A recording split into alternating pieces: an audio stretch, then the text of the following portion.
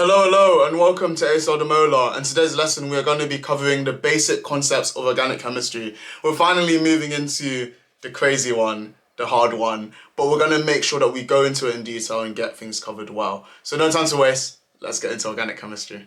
Okay, so intro to organic chemistry. And really, what's important is first of all knowing every organic compound, the baseline, what it's made from is carbon, especially carbon 12, so this isotope of carbon. Alright, cool. IUPAC, the a sort of regulatory body, and they're kind of responsible for making sure every organic compound has a correct name, which tells you its structure. So they're really important. In terms of knowing the actual name, I doubt it will come up. I don't know the name off the top of my hand. The C stands for chemistry. That's about all I've got. Cool. Let's quickly talk about types of formula. This is really important. So we've rushed through the opening parts.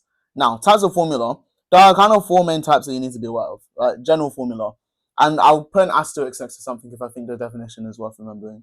But the general formula is the simplest algebraic formula for a compound in a homologous series. And we are actually going to put a nice asterisk next to that.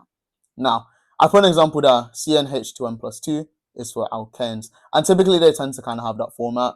You'll kind of see the functional group, another term we're going to define later, in it. So for this alkane, for example, say if I have a alkane with 4 carbons, then we're going to call it N is 4, so C4, and then H. 2 times 4 is 8, plus 2, 10. Happy with that? So that would be the actual molecular formula for an alkane with 4 carbons. Cool. Displayed formula. Not a definition worth learning, but definitely one that they use a lot. So in terms of displayed formula, you can see we have the relative position of the atoms and the bonds between them. So I can see we've got that 4 carbon alkane, yeah, butane. And you can see here we've got the carbons, we've got all the bonds surrounding the carbons. Yeah? Cool. Structural formula, the minimal detail required to the arrangement of atoms in a molecule. Now, I've just done the butane again. So I'm going to quickly show you how I like to go from structural formula to displayed formula, or from displayed to structural. Now, yes, you look at the area surrounding each of the carbons to do this. So the first carbon, you see here, I'm looking at the area around it, it's got 3 hydrogens next to it, so CH3. The next one has 2 hydrogens, right? CH2. This one also has CH2, it's the same thing. And then the last one, again, we've got CH3. So I can actually show you a bit of a hack. And I don't tend to write it like this because I find it a bit confusing. But essentially, you could also call butane this. But I find that really confusing, so I kind of tend to leave it. But that is another way of showing butane. Skeletal formula now. Again, not really one that you need to define, but simplified organic structure shown by removing the hydrogen atoms and leaving the carbon skeleton.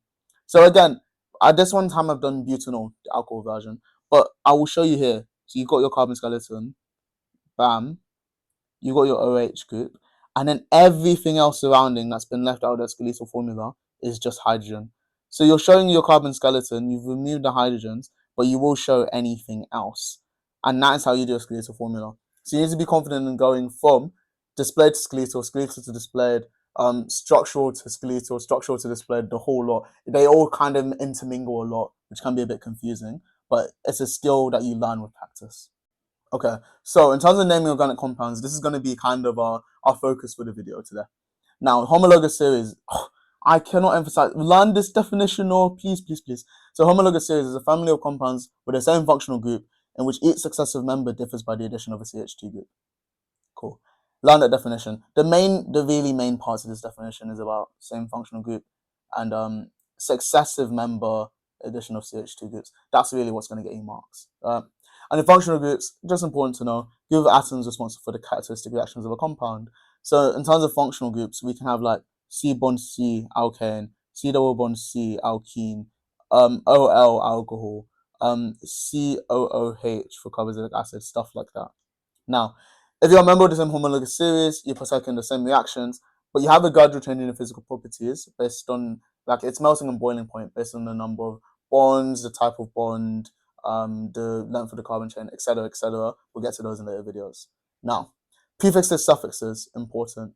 So your prefixes are dependent on the number of carbon atoms. And you can see here 1 to 10, that's all you're going to need for your A level. Yeah, methane, ethane, propane, butane, pentane, hexane, heptane, octane, nonane, decane. Those are your alkanes that you need to know to name. Cool. But there are other suffixes. So your suffixes is dependent on the functional groups. And there are other ones that you need to be aware of. So alkane is ane, alkene is ene, alcohol is o, carboxylic acid is oic acid, aldehyde al, and then ketone on. There are others that you'll kind of learn about throughout the course that will be relevant. There are probably some others also in first year that are relevant, but don't worry about them too much now. Know the basics for you. So again, I ran through all the alkanes, but with the alkenes it's similar. So you have you actually can't have methane, doesn't exist, but ethene, propene, butene, stuff like that. Yeah. Just the reason why methane can't exist is because you can't have it's common to carbon double bonds, so you can't actually have it. Whereas alkane, you can have C surrounded by a bunch of H's, that's still an alkane. Cool. Naming rules now. We are going to go extensive into the detail about how to do this. But meaning you're trying to do these 4 things. Looking for the longest carbon chain, the functional groups, numbering each carbon relative to the functional groups, and identifying side chains. So we are going to go through how to do that in the next part. Okay, so we're heavily zoomed in because I've got the answers and I don't want to show them yet. But in terms of naming compounds, this is a kind of format that we're going to go with. So I can look at this displayed formula and tell me that's 4 carbons. Yeah. Longest chain. Thankfully, there isn't any side chains at all. So we can just go 1, 2, 3, 4. But just be aware, we can also go 1, 2, 3, 4. So the important thing is knowing which direction we're going to go. And that's going to come when we identify the functional group. So I can see here, OH is a functional group here. And we go for the shortest length of carbons that will get us to the functional group. So clearly we're going with the red, yeah? 2 is less than 3. So what I can tell you is that we've got a 4 carbon chain, so we're going to use buttes. We've got an OH group, so we use O, and it's on the second carbon, so we're also going to use that too. So I'm going to get butanol. Happy. Cool. Butanol, but and an O. Next one here. Again, we're going to do a similar thing. So I'm looking at the number of carbons. I can see if we list them. 1, 2, 3, 4, 5, 6, 7, 8. There's 8. Yeah? Yes, I can speak Spanish too. Now, even though there's 8 carbons, I know I've said a 7 carbon chain. So we go for the longest chain. So I can see that there's a side chain here. And we're going to go for the longest one. So we can go 1, 2, 3, 4, 5, 6, 7, or we can go 1, 2, 3, 4, 5, 6, 7. And I'll look at our functional groups again. So the functional group in question is this guy here, the alkene. So we're going to go from the 2 because it's closer than the 6, or it's closer than the 5 as well. Yeah? So we've got a hept because we're looking for the longest carbon chain. We've got functional groups. We've got the methyl group. We're not going to forget about him. It's still there. We've got this one. So we're using ene. And we're on the 2nd and 5th carbons. So the alkene is on the 2nd one. So it's something 2-ene. And then the 5th one, you're going to call that a methyl. So it's methyl. So we're going to go with 5-methyl hept-2-ene. Hope that makes sense as well. Again, with the carbon chain, just remember you're just looking at the longest chain, which is why we said 7 and not 8. Cool. Now this one, I am really not a fan of structural formula. I find it a lot easier to move to skeletal or displayed. So I'm going to go with that. I've got my C here. This one has an OH. And then this one also has an OH. Okay. A lot better for me to work with. So again, I can see we've got 1, 2, 3 carbons, right? I can see we have OH functional groups here. So it's an alcohol. So we're using prop with the alcohol. Yes, we have the OH group, but we have 2 of them. So we're going to have a diol. Yeah, a diol, 2 and an O. And it's on carbons 1 and 2, because if we number it, we can either do 1, 2, 3, or we can do 1, 2, 3. And the one that's going to use the smallest numbers is the one where we start going from right to left. So we're going to call this propan 1, 2 diol. So you can see 1, 2 has to come together because it's on carbon 1 and 2, and then diol because there's 2 of them. Okay, and final example I've got here. Again, we're going to just rush through 5 carbons, 1, 2, 3, 4, 5. I can see that we've got your carboxylic acid and your alcohol functional groups. So how do we determine which has priority? Priority normally comes that you have your carboxylic acid, then alcohol, then alkene, then alkane. That's what it normally is. And it's kind of to do with the oxidation status and the reactivity. So your carboxylic acid is very reactive they've got 2 oxygens bound to the carbon, so high oxidation, high reactivity, that one normally takes priority, right?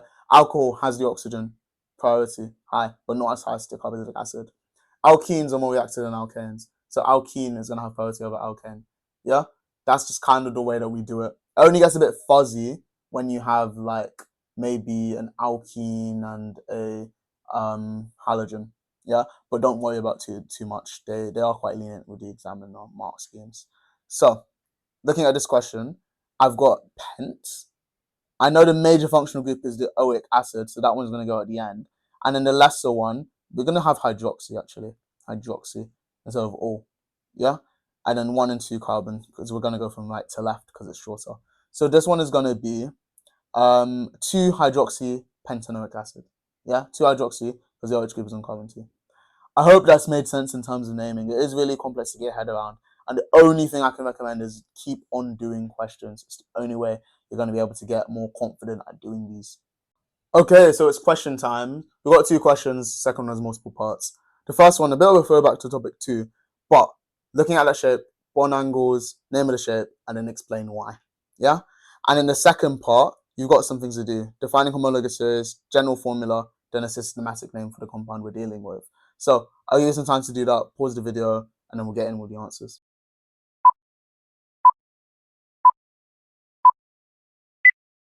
Okay, we're going to start off with a bond angles question. So for this one, again, you're doing a throwback, right? So if you're looking at the first bonding region, right? A central atom, we got 1, 2, 3, 4 bonds around it. Yeah? So 4 bonds, no lone pairs because carbon has 4 electrons in the outer shell. The second one, you got 1, 2, 3, right? But this is a double bond, so again, no lone pairs. So again, you're just using your knowledge that you had before in terms of bond angle, shape, and then the explanation about the bonding pairs repel as fast as possible. That's all you need to do for that question. So that is a throwback to module 2, shapes of molecules. Now, in terms of what's happening here, first of all, definition. I don't expect any problems with definitions, to be honest. It's not too difficult to learn. So remember, I said main places you're getting marks, functional group, and successive members, CH2. Yeah? Okay.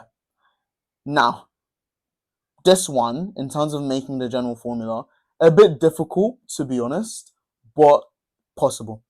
So again, we go by the number of carbons. So there's 1, 2, 3 carbons, so C3. And how many hydrogens do I see? I see 2, 4, 5. Yeah, H5, and I see a Br. So in terms of making the formula, I'm thinking, first of all, it's going to be Cn. I'm thinking, what can I times? What can I times that's going to keep this consistent? 2. 2 minus 1. Yeah, we get you 5. So H2N minus 1, and then a Br. Again, a bit easier said than done, to be honest, for that one. But if you follow those steps, you should kind of be able to maybe work it out. And I think most of the time you kind of can. And then really, for this naming one, I always like to draw out the molecule. I can't emphasize it enough. I really do like drawing out the molecule. So we've got the double bond there, got 2 hydrogens there, we've got 1 here, carbon with 2 hydrogens and a bromine. Now, again, go through the same steps. I see 3 carbons, so we're going to call it prop something. My functional groups present are the alkene and the bromine. So we're going to see ene, and we're going to have a bromo. Again, you can kind of switch around which is more priority. Just so you know, your halogens always go at the front anyways. So, in terms of naming this, again, I'm going to look at the numbers. We've got 1, 2, 3, or we can do 1, 2, 3. I tend to kind of take the alkene as higher priority, to be honest with you. So in terms of doing that, I'm going to say that the alkenes on carbon 1 and the bromines on carbon 3. So I would have put 3 bromopropene, put 1 in. Yeah. The only reason why they've got it in brackets, actually, to be honest, is because in that circumstance, it can only ever be on carbon 1, which is why I have it in brackets. But still put it down. You don't need marks for doing it. And then this part, 1 bromopropene, that's just another thing that you can get. And they would allow it. They would allow it because in terms of ranking priority, they're just not too sure about alkene and a halogen. But yeah, hope that explanation has all made sense. Okay, so A-star tips. What's good to do for this topic? Now, organic chemistry is really difficult, and we've just touched the precipice, yeah? So making sure you've got a really good understanding of all of this is so important because it does only get harder from here. I'm not going to sugarcoat. So understanding different types of formula and switching between them, important. Especially skeletal displayed structural. They use us so much time. Confident in writing and drawing skeletal displayed structural, please. Very, very important because again, these come up a lot. Being able to recite definitions of a homologous series. I had functional groups, but it doesn't really come up that much. Homologous series is the main one. Just definitions in general in chemistry. I feel like they're kind of easy marks to get. And although memorizing them kind of seems pointless, it is useful to kind of make sure you're getting some marks in the bank. So can definitely recommend that. And knowing how to name compounds in accordance to the IUPAC naming rules is so important. I would just recommend keep on just spamming practice with it, because that's the only way you're going to improve. And like, to be honest, organic chemistry, guys, if you're going for like AA star, the boundaries are so narrow, and people tend to do better in organic. In terms of getting your A's or A stars, people do better in organic, because I think some years to get A star has been like 97, 96% or something, which is ridiculous. But yeah, very, very competitive to get an A star in your organic chemistry, because I think people know organic chemistry, they know organic chemistry, right? What things not to do?